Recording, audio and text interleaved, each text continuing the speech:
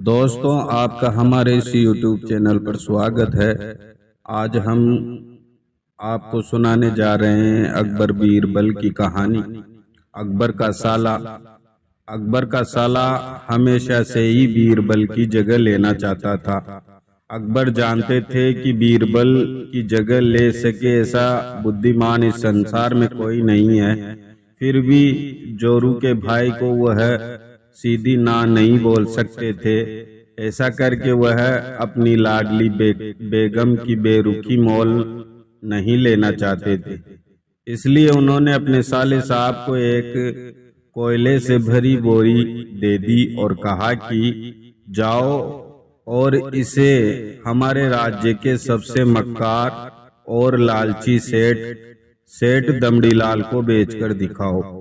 अगर तुम यह काम कर गए तो तुम्हें बीरबल की जगह वजीर बना दूंगा। अकबर की इस अजीब शर्त को सुनकर साला अचंभे में पड़ गया। वह कोयले की बोरी लेकर चला तो गया, पर उसे पता था कि वह सेठ किसी की बातों में नहीं आने वाला। ऊपर से वह उल्टा उसे ही चूना लगा देगा। हुआ भी यही। सेठ दमड़ीलाल ने कोयले की बोरी के बदले एक ढेला भी देने से इनकार कर दिया। साला अपना सा मुंह लेकर महल वापस लौट आया और अपनी हार स्वीकार कर ली। अब अकबर ने वही काम बीरबल को करने को कहा। बीरबल कुछ सोचे और फिर बोले कि सेठ दमड़ीलाल जैसे मक्कार और लालची सेठ को यह कोयले की बोरी क्या मैं सिर्फ कोयले का एक टुकड़ा ही 10,000 रुपए में बेच आऊंगा। यह बोलकर वह तुरंत वहां से रवाना हो गए।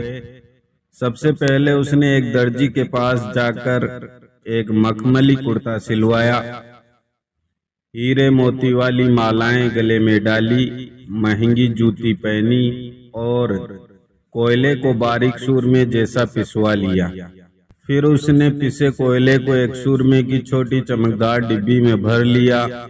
इसके बाद बीरबल ने अपना भेष बदल लिया और एक मेहमान घर में रुक कर इश्तिहार दे दिया कि बगदाद से बड़े शेख आए हैं जो करिश्माई सूरमा बेचते हैं, जिसे आंखों में लगाने से मरे हुए पूर्वज दिख जाते हैं और यदि उन्होंने कहीं कोई धन गाड़ा है तो उसका पता बताते हैं। ये बात शहर में आग की तरह फैली।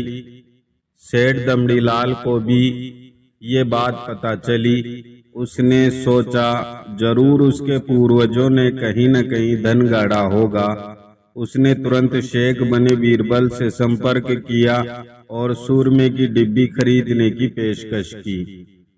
शेख ने डिब्बी के 20,000 रुपए मांगे और मोल भाव करते करते 10,000 में बात तय हुई। पर शेठ भी होशियार था। उसने कहा मैं अभी तुरंत ये सुरमा लगाऊंगा और अगर मुझे मेरे पूर्वज नहीं दिखे तो मैं पैसे वापस ले लूंगा। बीरबल बोला बिल्कुल आप ऐसा कर सकते हैं। चलिए शहर के चौराहे पर चलिए और वहां इसे जांच लीजिए। सूरमे का चमत्कार देखने के लिए भीड़ इकट्ठा हो गई। तब बीरबल ने ऊंची आवाज में कहा ये सेठ अभी ये चमत्कारी सूरमा लगाएंगे और अगर ये उन्हीं की औलाद हैं जिन्हें ये अपना माँ बाप समझते हैं तो इन्हें इनके पूर्वज दिखाई देंगे और गड़े धन के बारे में बताएंगे। लेकिन अगर आपके माँ बाप में से किसी ने भी बेईमानी की होगी और आप उनकी असल औलाद नहीं होंगे तो आपको कुछ भी नहीं दिखेगा। और ऐसा कहते ही बीरबल ने सेठ की आंखों में सूरमा लगा दिया। फिर क्या था, सिर खुजाते हुए सेठ ने आंखें खोली। अब दिखना तो कुछ था नहीं, पर सेठ करे भी तो क्या करे। अपनी इज्जत बचाने के लिए सेठ ने 10,000 बीरबल के हाथ थमा दिए और मुंह फुलाते हुए आगे बढ़ गए। बीरबल फौरन अकबर के पास पहुंचे और रुपए थमाते हुए सारी कहानी सुना दी। अकबर का साला बिना कुछ कहे अपने घर लौट गया और अकबर बीरबल एक दूसरे को देखकर मंद मंद मुस्काने लगे। इस किस्से के बाद फिर कभी अकबर के साले ने बीरबल का स्थान नहीं मांगा। दोस्तों, आपको हमारी कहानी पसंद आई हो तो इसे लाइक करें, शेयर करें और हमारे चैनल को सब्सक्राइब करें और बेल आइकन को जरूर दबाएं ताकि लेटेस्ट कहानियों की नोटिफिकेशन आपको मिल जाए।